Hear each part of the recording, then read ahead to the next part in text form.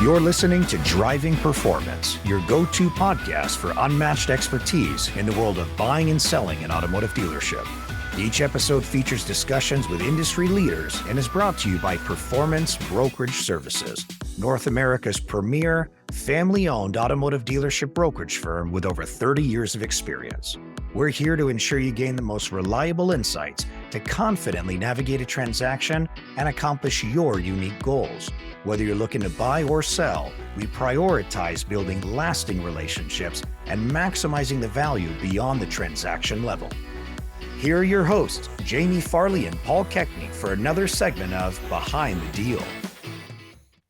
Welcome back to Driving Performance. I'm Jamie Farley, and today's episode is about who is working behind the scenes to help protect dealers and to keep this industry strong.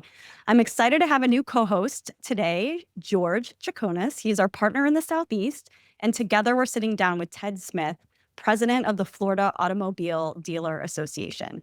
Ted has spent years fighting for dealers at the state and national level, and his passion, I know, is certainly going to come through in our conversation today. Thank you, Jamie, for that. It's very exciting to be co-hosting. And of course, Ted Smith, I've known for years. There's so much to say about Ted, but I love Ted. I know we really appreciate him here in our great state of Florida as the president of the Florida Automobile Dealers Association, and look forward to hearing what he's got to say about State of the Union with the FADA and our dealers in the state of Florida, and why it matters more than ever with what's going on in the automotive industry with tariffs, et cetera. So, Jamie, thank you. All right. Well, Ted, welcome to the show. Thank you. I'm loving this opportunity to be with you guys. I appreciate it very much. Yes, we've been looking forward to this for a while. So I figured let's start here. You've been doing this a long time, 24 years, I believe. That's right. What if you... Was it 24 months? If I'd have just been 24 months, I don't remember. Well, it's quite the tenure, and you've had so much experience under your belt. What have you learned about what dealers really need from their association, and how do you feel that shaped the way you lead? That's the perfect entree, I think, into our discussion today. And maybe the real question is, it's kind of the same question as what is an association does for its members? Why are we necessary? Why are we needed? And I think you kind of almost have to look at the silos of an association. What do we do? Well, we certainly are advocates for our members. We're advocates with the legislature, with regulatory bodies, with the media, and certainly advocates with our manufacturers because we have such a connected relationship with them. So we're really in the business of advocating, providing technical information, and constant information about what's going on in the industry. Because let's face it, car dealers are busy selling and servicing cars and handling all the needs of their communities. They're so active in their communities. So they really need us on the business side to do things that they're not able to do every single day. The advocacy, the technical information, the broad industry things that they're not focusing on. That's why they have us. That's a great explanation. So most people know what a state association does, but fewer understand why it matters when you're running a dealership. Can you break it down for us? Yeah, it's pretty simple. As I said, dealers are busy doing what they do. I almost look at associations like a home office, especially for smaller dealerships. But even for the larger ones, there are things that we do that are not being addressed by anybody else in the industry. Who else is looking at the future of the franchise system? And what we look at right now, obviously, is a tax on the franchise system. When factories come out and say, oh, we'd like to go around our dealers and be able to go direct to market, a car dealer is busy doing what they do. So they hear those comments or they read those comments in automotive news, but they aren't proactive on those things unless they're involved in an association like FADA. So our job, my job and my team's job is to look at industry events and not be just reactive, but be proactive and look at what a particular event might do to the ability of my dealers to operate, affect their profitability, affect their operating efficiency, anything that involves them, we have to look at it and be proactive and determine a response before something happens that's negative. And many times have to be reactive when something occurs in the industry that they're not really paying as close attention to as we are. It's our job to look at that event, evaluate it, determine its impact on our members, and then begin a response that will strengthen the franchise system and therefore strengthen the blue sky of every single dealer in Florida. So you mentioned direct to consumer as an issue, and I'm curious what do you feel are the top 3 issues that are on your desk right now that you're working on? Well, certainly direct to consumer has been an issue. It's been talked about since Ford tried to launch their EV division. This association actually sued Ford Motor Company and said, what you're trying to do is going to impact allocation to our dealers in Florida. We believe the dealers can sell all cars. It doesn't matter what the powertrain of a vehicle is. Every single vehicle, car, truck, can be sold by our dealers most effectively. That's what we believe. So we don't believe the direct to consumer model really works. Here's a perfect example, Jamie. When you buy a car, there's a price for warranty in that car, right? Every OEM charges a price in the vehicle price to cover warranty for their 2-year, 3-year period, whatever it is. Can Sure. you imagine taking that warranty into a factory owned store and having them have to address the labor and parts necessary to fix that vehicle? I really love that our dealers are present in that warranty operation because they're there to advocate for the customer and they are not directly tied to the OEM. So I just really believe that our system is much stronger than the direct sale by an OEM, and the control of the dealership by the OEM, I think, is much more a negative model for the consumer. The best consumer efficiency is when they walk into a franchise new car dealer. Well, I have to completely agree with that. I mean, just having someone local that you can reach out to, and those franchises are doing so much for their communities too, and that's really important for the economy, the local economy, the state economy, and they provide so much value. I took an Uber ride in California. I was at a meeting last week, and I took an Uber ride with a guy that had a Tesla. Matter of fact, I think every Uber that pulled up was a Tesla in Mhm. California. And I said to the guy, "Well, how do you like your vehicle?" And we were talking about it. And he said, "Well, I like it, but I went in, it was time to trade. And I went into Tesla last week and they offered me $5,000 for my trade in." And I went, Mm. that is the difference between the franchise Mm. marketplace and the direct to consumer marketplace, where the OEM sells the car at a specific price. You don't get a nickel off of that price. And when it comes time to do the trade in, you're stuck. The valuation they give you is the valuation you're going to get, unless you decide to take it to some other wholesaler. But, I think that shows the point and the presence and the importance of the dealer network. Mhm. So, just out of curiosity, when you are putting up the good fight, right, and actively campaigning against some of these proposed policies or way of doing business, what does that fight look like? What are the actions that you take? It's really interesting. This whole in 2023 that we had a major piece of legislation. I know you want to talk about that. I think that's a great example of what the fight looks like. So we were looking at Volkswagen and their ownership of Scout and their plans for distributing Scouts after 2023. Well, in 2023, we didn't know what that looked like at all because they wouldn't tell us. Are you going to use dealers or are you going to launch this car direct to consumer? So we went into the legislature and began to have some conversations with legislators. And we said, our dealers have been the sales and marketing arm for their respective legacy OEMs for 40, 50 years. Now, some of those folks are saying we should be able to go around the dealer and go direct to the consumer.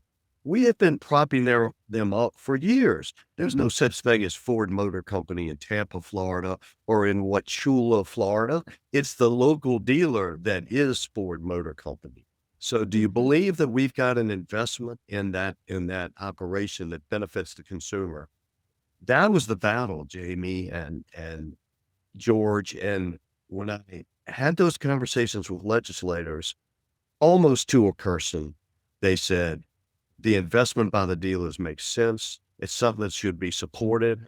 We don't mind that Tesla goes direct to consumer because they've never had dealers, but we believe that dealers who have been footing all the bill for marketing, sales, and service for dealerships for years, that those legacy OEMs should not be competing directly with them. What does that mean? That means directly online. That means they shouldn't be able to set up a store across the street. That also means they shouldn't be able to buy a subsidiary company like Scout and place Scout dealerships across the street from a VW dealership. That was an easy sale because they looked at the model. They said, we like the model of the franchise system, and we believe we ought to protect the people that have invested millions of dollars in that.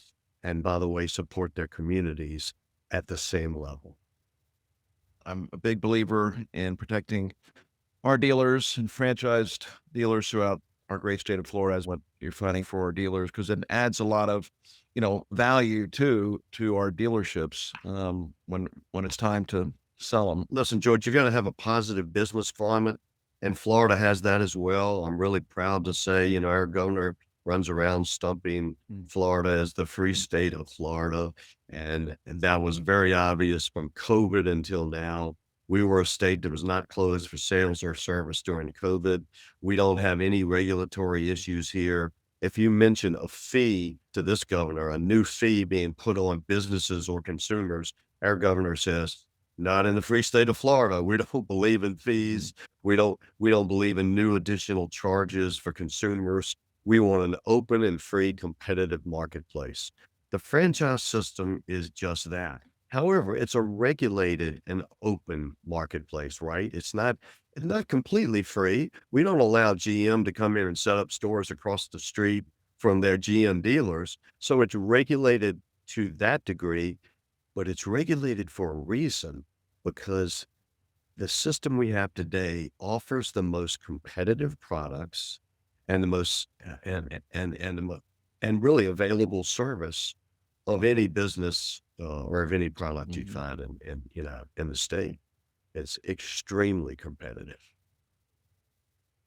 So a few of the things you touched on about the uniqueness of, our state and the association, and also what other things do you think that allows the dealers to, thrive in our state through the efforts of the FADA? Well, we're only here because they support us, George and Jamie, and that I'm really proud of. We have tremendous support from our dealers.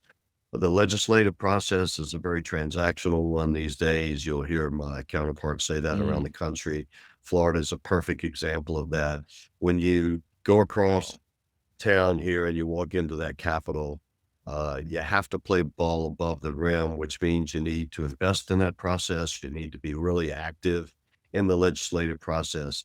That takes dealer resources. It takes their time and their energy. I'm so fortunate to have a great board of directors, a great legislative chairman.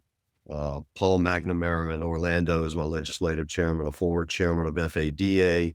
And guys like that, my current chairperson, which I hope we'll talk about in a while, having active, involved dealers is just as important as having an active association. We don't do it just on our own. We do it with the help of our members.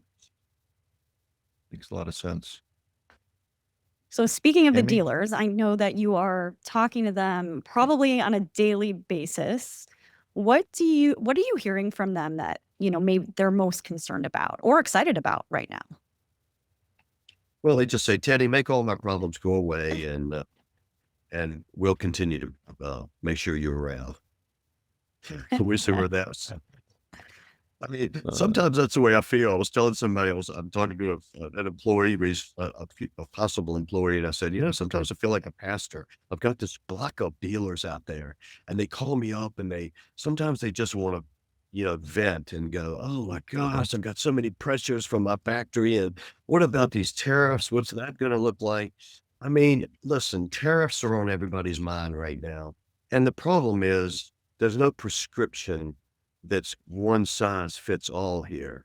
Every factory is answering the tariff situation in a different way. Some are increasing their prices, some are not. Some are passing the prices on to the dealer, some are passing the prices on to the customer, some are absorbing the prices. Some have governments that are helping them absorb the prices. So the big vacuum right now is what is going to be the impact when it's all said and done on my dealers and the consumers buying the cars.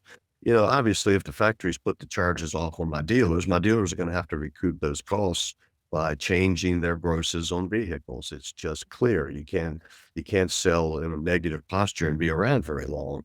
So I think the unknown in that whole tariff and pricing area is one of the real issues that's keeping some people up at night. Yeah, you kind of never know what you're going to get when you wake up in the morning. What's going to Well, you be on the don't. It news? It's hard depends to on keep your track of. factory. It depends on the response of each individual manufacturer. Pricing starts at the factory. We've always said the customer of the factory is my car dealer.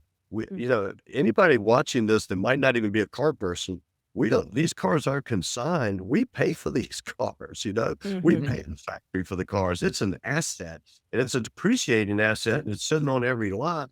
That's why the system works. We buy the cars from the factory and then we attempt to move those out and sell them as quickly and expeditiously as we can and in a way that works for the consumer and works for us. And, it's a turn business. So that's the good news for the consumer. The difficult news for us is we have to make sure that we've got available vehicles. So it's not just pricing. We're not sure what the availability is going to look like. Because obviously factory production is being impacted greatly by all these tariff conversations. And some of our OEMs are still in that EV world because remember the government was telling them for a while, you're going to be selling all EVs and very few gas vehicles. Now all that's changed. That's got to change production and it doesn't happen overnight. Do you find that the dealer sentiments are more along the lines of, hey, things are really uncertain out there and I'm concerned? Or is it more, you know what? This is hopefully just a small blip right now. We're going to get through it. This is a long-term play. I'm going to be a little bit worried, but I'm not that worried because I'm in it for the long haul. And this is the automotive business.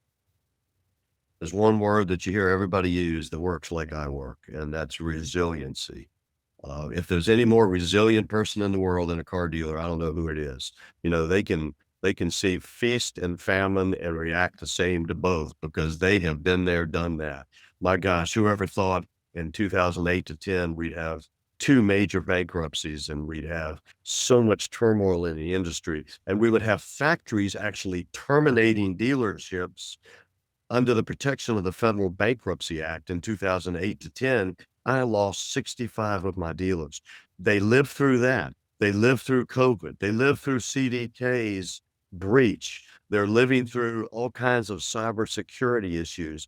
These folks are just fantastic, fluid business people that understand, and they're risk takers. So I just applaud them. I think they're super positive. You have to be positive to be in this business because they have an immense risk. They have millions of dollars worth of investment and they have to move vehicles to pay those investments off. So they have to be forward-thinking, positive folks, and they're just that. That's why I love them so much. Ted, are you seeing a lot of younger dealers coming in as dealers, or is it still mostly legacy families holding the reins in Florida? I mean, you talk to these people, you know them all, and so do I, but hearing from you would be a little bit, they share things differently with you than they do with me. Well, I think the association needs to be a reflection of its membership. And I hope we are that here in Florida. One of the things I'm really proud of is the fact that we're getting younger members on our board of directors. We have some fantastic ladies, executives from our business that have joined our team. Yes, I'm seeing, NADA pushes next gens. That's been their term for years for bringing in young folks. They bring kids into the academy that are family members of existing dealers. And those people, or they get so ignited and they want to come into Florida. Every time somebody graduates from the academy, George and Jamie, I know exactly who they are and what store they're in. And we actually follow up with them and try to get them involved in their association Mm. so that they're part of the change that's occurring in our industry and they help model progressive change in our business. So I'm really proud of that. Absolutely. We're seeing younger folks. We have great minority participation in our association, but I'm really energized by the role of our female execs, especially here in Florida. I'd love to talk more about that because that's exciting. Mhm. Yeah, please do. We'd love to hear more about it. And now, my chairman it is Megan Bush Del Pizzo. It's the Bush Automotive Group in Jacksonville, Florida. She is my second lady chairperson in my tenure here. And I'm a little bit ashamed of that. I wish we'd had more. But the good news is, right now on our executive committee, we have 4 ladies working with us on our executive committee Judy Serra and Shannon Kamenowski and Carm Sutton, whose dad Nate sits on the NADA board of directors. So that's 4. We have with Megan, that's 4 fantastic ladies on my executive team, which consists of about 10 dealers. And they're the folks that are kind of they're the steering mechanism of FADA. I talk to them. You talk about talking to dealers, I talk to them every week. And we're looking at issues constantly, trying to figure out how to steer the ship. It's not a one-man job or a 2-person job here in FADA. It's a collaborative partnership, and that partnership having 4 fantastic women on it, we have perspective. And they're not there because they're women. They're there because they're fantastic car dealers. Mhm. That's fantastic to hear. I mean, that's a topic that's near and dear to my heart, just attracting more women to the industry and growing more women in a leadership position. So that's that's fantastic for you to have their perspectives and contributions on your team. Just curious, is there anything that maybe you've talked to them about where they lent a perspective and you're like, wow, I never thought about it that way, just because Yeah. of their unique backgrounds? I think it just happens all the time. Everyone, all 4 of those people are so involved in their communities, and all dealers are, but their perspective about outreach into the community and their heartbeat for their local communities is even greater than some of the guys. I mean, their passion for wanting to serve in their localities is is just really something to be recognized and celebrated. Judy Serra does so much with veterans in her area and so much with first responders. And we spend a lot of time putting the spotlight on everything our dealers do locally in our publications, in our digital news. We run pieces about ideas that dealers have had on ways to serve the people in their communities. We shine a bright light on that. We started our own dealer hall of fame in Florida a couple of years ago, which you guys have been very active in. So George, I appreciate you so much. We believe that the National Association with Ally Bank and NADA, having someone recognized from each state each year as a dealer who's super involved and on the cutting edge of things in their communities, that's great. But we decided we wanted to have that in Florida. We want to recognize, my old saying has been, I want to recognize people for what they do while they're alive, not after they're gone. So we've started our own Hall of Fame, and the idea is let's shine a light on Carm Sutton or Judy Serra or Megan Bush Del Pizzo for the things they're doing, and for all of the men that are doing all the we so far we've had about 25 inductees in our Hall of Fame. So it all gets back to what's the representation of our industry in this state. We're a $110 billion industry, but we're putting millions back into every community. I love hearing that. Good answer. Yeah, that's awesome. Very Ted, proud of. Is there any other issue that you're actively involved in fighting and that you haven't talked about already? Yeah, the number one issue for me as the guy running the association is what I've noticed around the country. We talk about this a lot at FADA. I talk about it with all of my counterparts when we meet countrywide. Just like we talked about earlier, the direct to sales model, some of our OEMs are looking at our franchise laws and basically saying, we don't care about your franchise laws. We think your franchise laws are bad for the business, not good for the business. The Alliance of Automotive Innovation recently sent out some comments that said that the industry was not competitive and even might have some antitrust factors involved in how we sell and service cars, which drives me nuts. But look, the biggest thing that's going on now, some OEMs are looking at their operations in our state and other states, and they're saying, we don't care whether there's a franchise law that says we can't do a particular thing in that state. We're just going to do it anyway. We're going to act like that law's not there. So we have an enforcement issue. Mm. I hope I can make this make sense. It's very difficult to enforce franchise laws in each state because the enforcement body is typically the Department of Highway Safety. Some states have a motor vehicle commission. We don't have that in Florida. We must rely on two ways. If a factory decides to do something that violates Florida law, there are only two ways for us to resolve it. The DMV has to step up and regulate it, and they have no history of doing that. They don't have the staff, the time, the knowledge, the wherewithal to regulate OEM practices relative to the franchise law. So you know who that leaves? The second party is the dealer. The statute says the dealer or DMV has to step up and challenge any factory potential violation of Florida franchise law. When was the last time you saw a dealer that wanted to go sue their manufacturer, the one that provides them cars?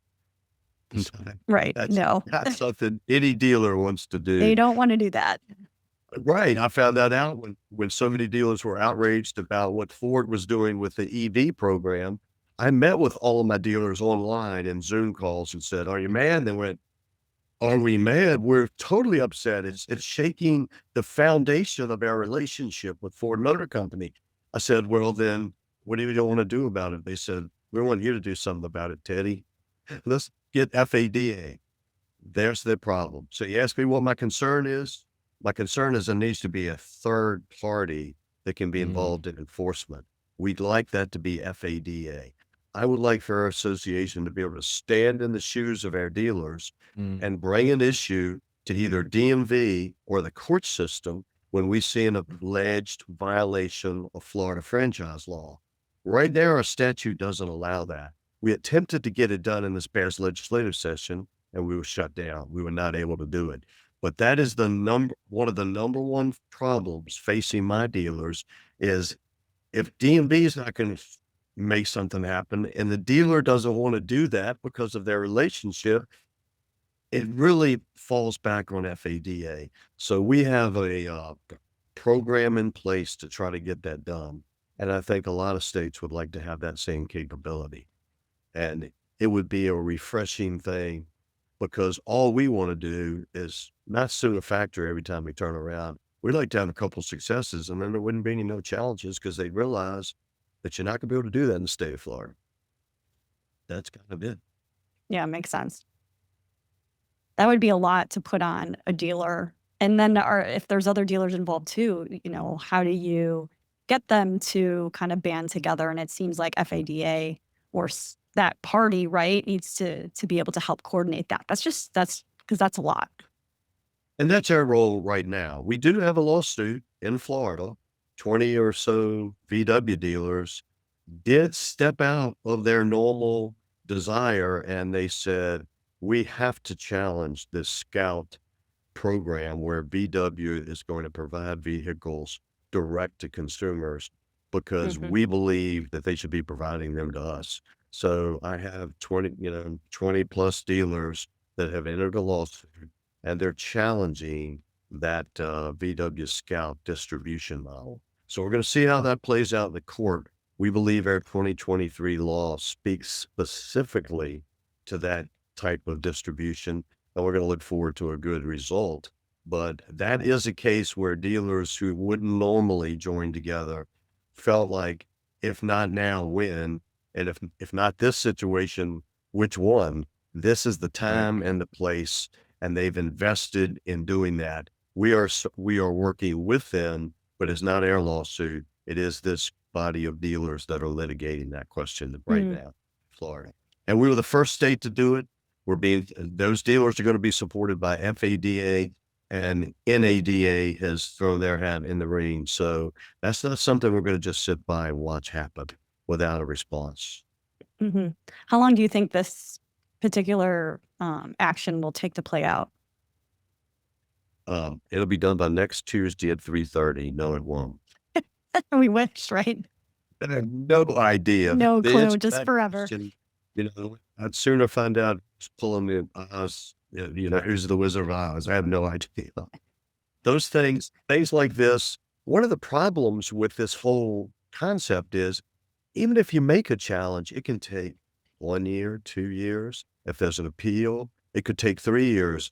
By the time you have an effective answer to whatever is happening, that ship has sailed, man. That distribution model can be moving. We have not been able to stop.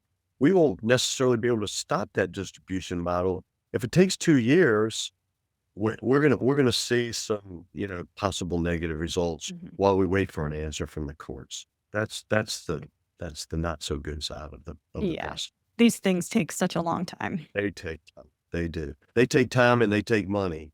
And typically dealers don't have as much money as our factory partners. But when their backs are put against the wall, Jamie and George, you know what they're going to do. They're going to fight for their system, for what they believe in, for what they're invested in. Hey, Ted,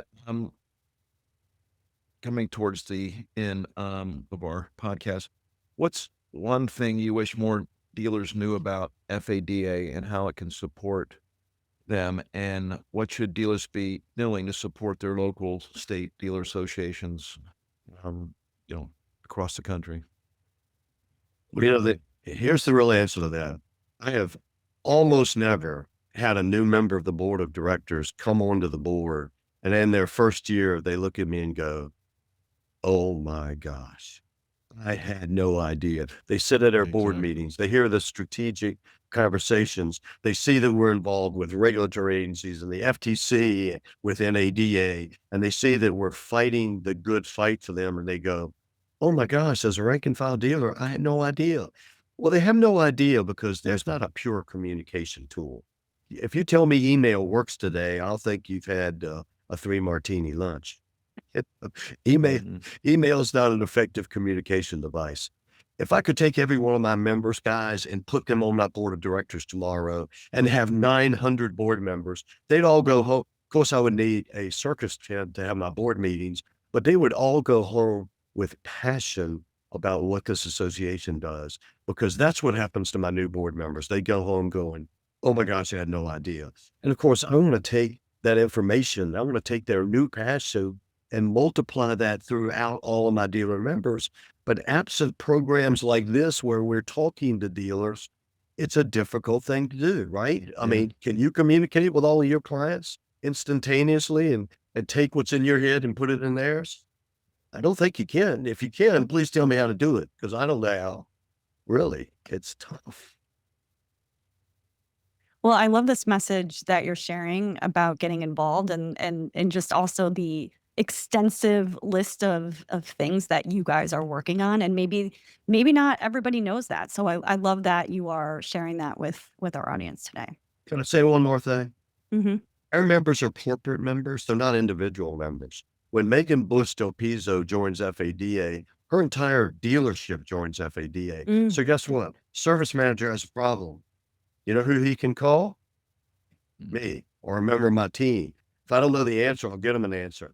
They have a repository within FADA for every department in their store. That's something I'd like every dealer to realize, and make sure all their department members are connected to us, just like I'd like them to be connected to people like you that help them understand how you build the value of your dealership. They need to know that they have us right here, ready to serve, ready to answer any question they bring. When they do that, oh man, the connection's made. And I never have to worry about a dues check coming in here because they're going to support us all. That's great. No, that's exciting. Well, we look forward to continuing to promote FADA through our firm and through this podcast and other means. Ted, it's been fantastic having you on. Do you have any final words as we wrap up? I just love you guys for doing this, and because it's just one more way to communicate with our dealers. I appreciate your support of FADA. I appreciate broadcasts like this and podcasts like this are so helpful. Sometimes dealers just need to click their phone on when they're driving somewhere 2 hours and take in information like you're providing. So my hat's off to you. You guys are fantastic. Thank you so much. Thanks so much, Ted. If anybody wants to get in contact with you or FADA, where should they go? They should pick up the phone, or they should look for us at flada.org on the internet, of course, but they should just contact us by the phone. The best way to talk to me is to pick up the phone and say, "Hey man, I need some help," and we'll do anything we can for you any time of day. We don't really have hours. What's the best Perfect. number, I love Ted? that. What's the best number, Ted? Well, I've got a little cell phone issue right now, so I'll just give my desktop 850-224-2580 or TEDS@flada.org. And we'd love to help you with any issue you've got that you're facing. Thank you. Perfect. Thanks so Appreciate it. much. What a great time with you. I appreciate it. Thank you for joining us for this episode of Driving Performance. The show notes include links to any resources mentioned in today's show. If you're enjoying our podcast, please subscribe so you never miss an episode and leave us a 5-star review. If you're considering buying or selling an automotive dealership, reach out to us at performancebrokerage.services.com or send an email to info@performancebrokerage.services.com.